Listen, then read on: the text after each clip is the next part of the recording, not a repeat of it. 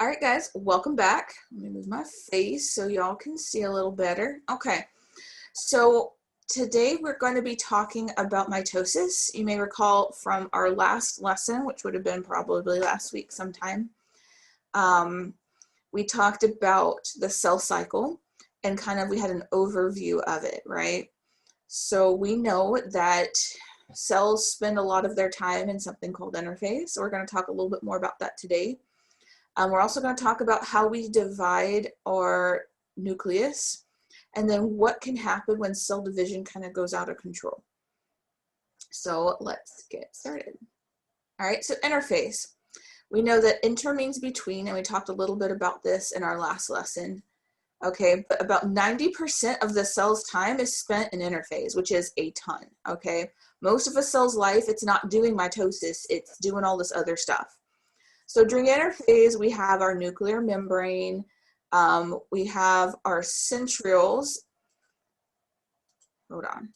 So their job is to organize the microtubules in a spindle. So these are our fission reels. We've talked about them a little bit before. They're going to help us in a minute when we need to divide this DNA. They're going to reel it apart.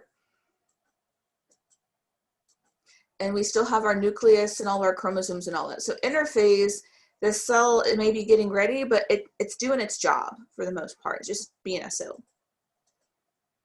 Okay, so G1 is a period of intense biochemical activity. So G1 is when I'm duplicating organelles, doing all that business. So make sure you know that.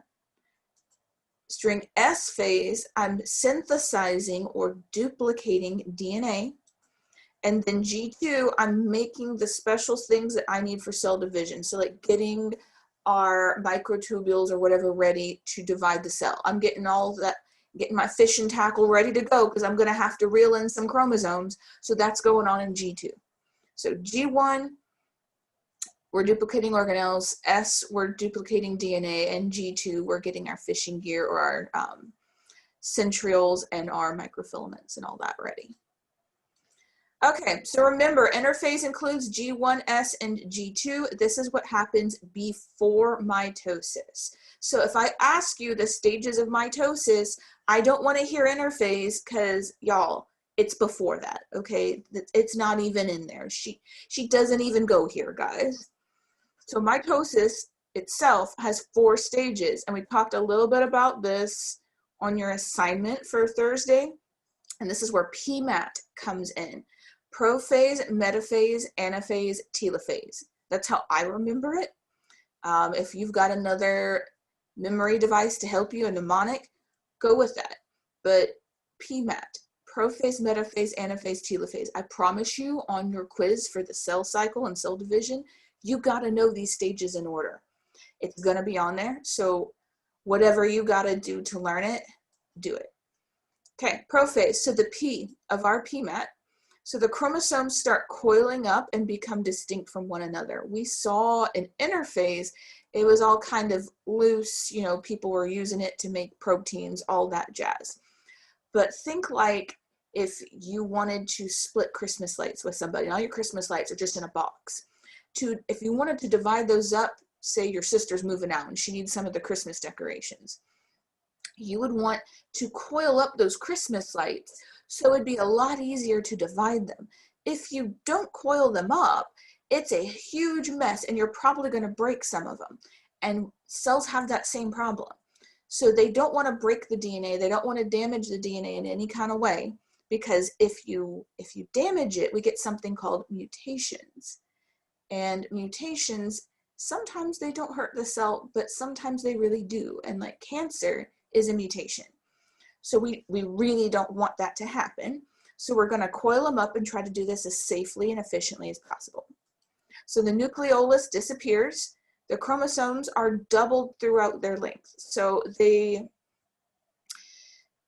kind of like side by side, but all coiled up and condensed. So each of these weird little double noodles we're seeing, each half of that double noodle, that's the only way I can think to describe this visually, you guys. I'm sorry.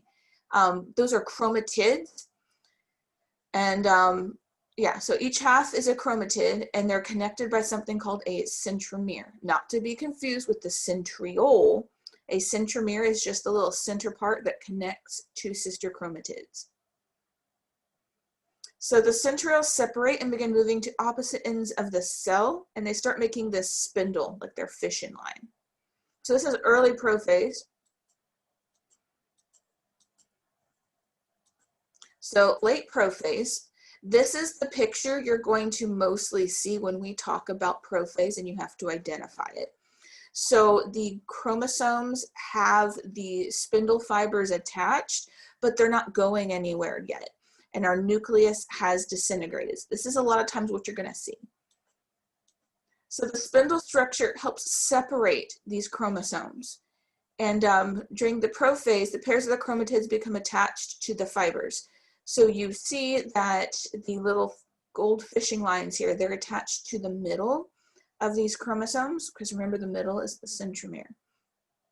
So we've got them hooked with our little fishing line, and we're about to see what we're going to do with that in a second.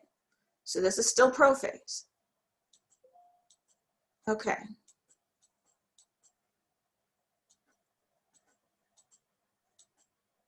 Talked about all that. All right, metaphase. This is the M of our PMAT.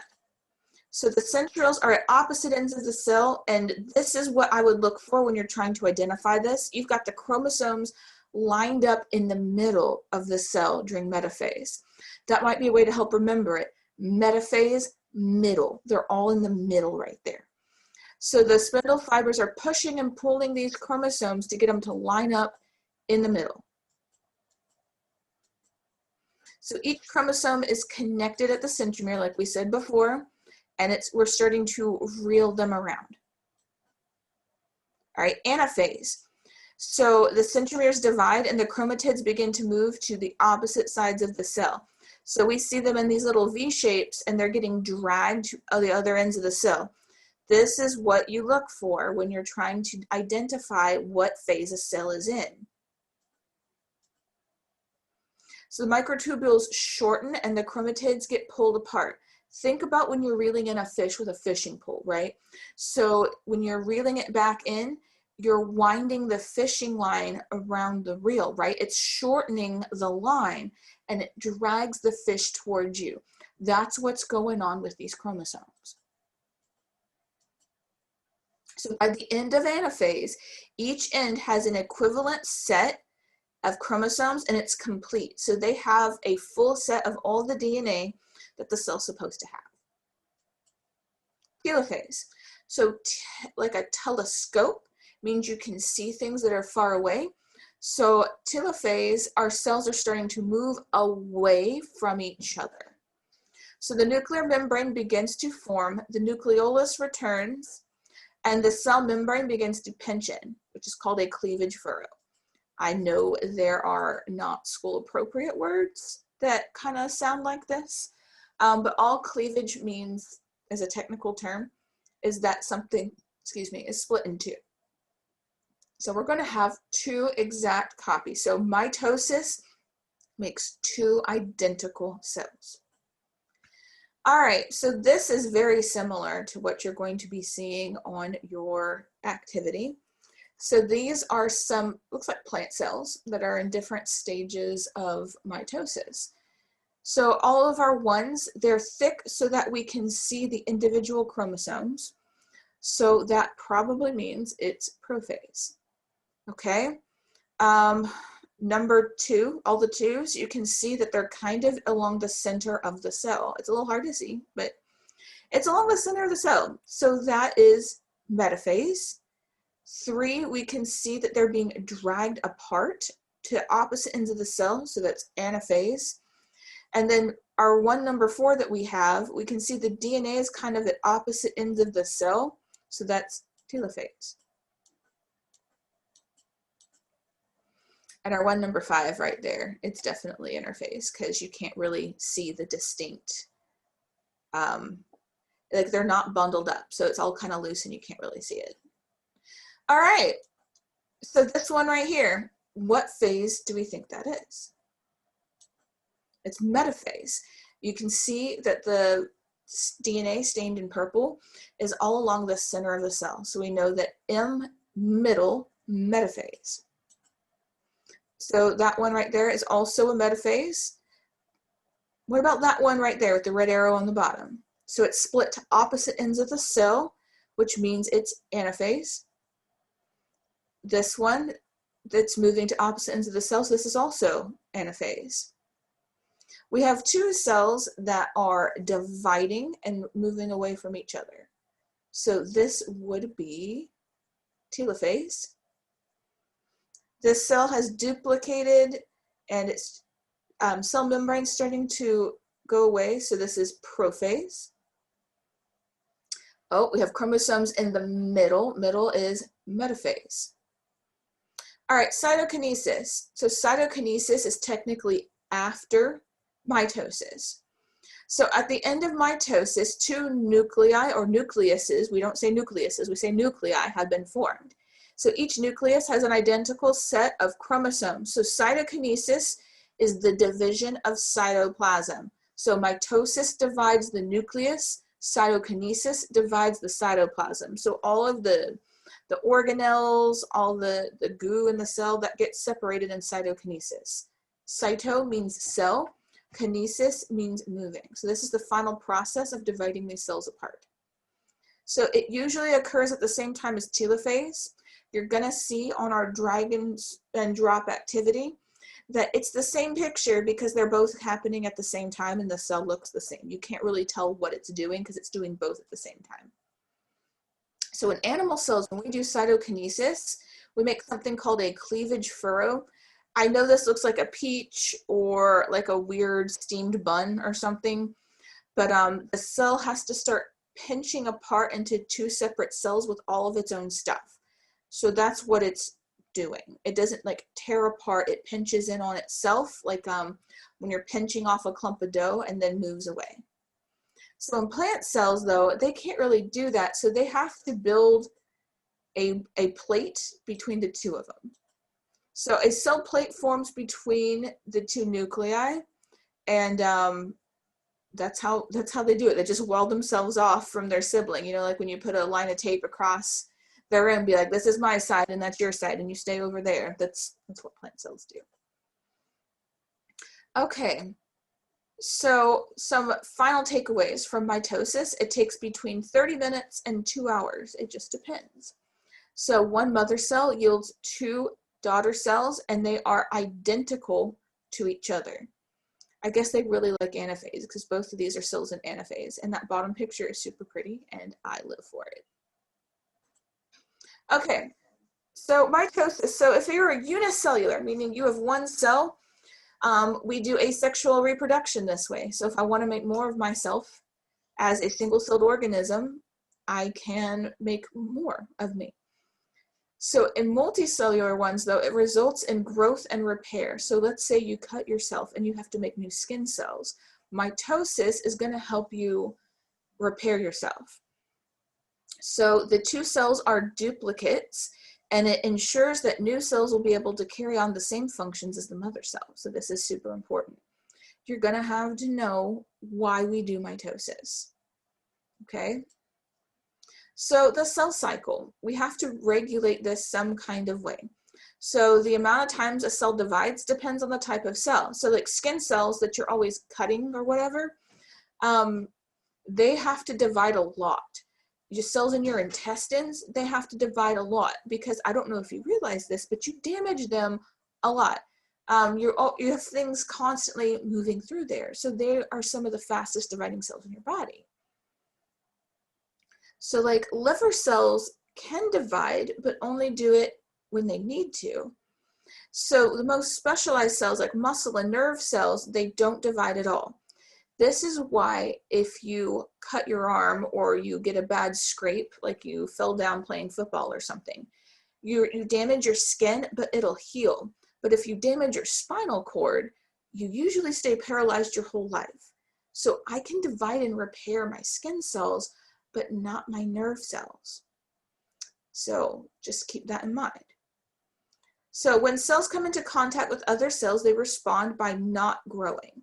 So that's how your body knows to not make skin cells forever, is when it fixes the cut, it stops. So when the healing process nears completion, the rate of cell division slows down. So you're dividing super, super fast when you know that there's a cut. And then when it starts to feel that, you know, it's getting crowded, it'll slow down division and ultimately halt it. Oh, sorry. Okay, so there's many proteins found inside and outside of a cell that regulate division. Some of them are responsible for starting and some of them stop. So that makes sense, right? We have green lights and red lights for cell division. Other proteins speed up or slow down the process. And these protein signals prevent excessive growth to keep the body tissues from disrupting one another. This is going to be important in a second, especially tomorrow when you get to your activity on cancer. So uncontrolled cell growth. So let's talk about what happens when these protein markers, these checks and balances, don't work right. So if tissue cells grow uncontrollably, we can have really severe consequences. So cancer cells don't pay attention to those stop signs. They divide uncontrollably and cause a mass of cells called tumors.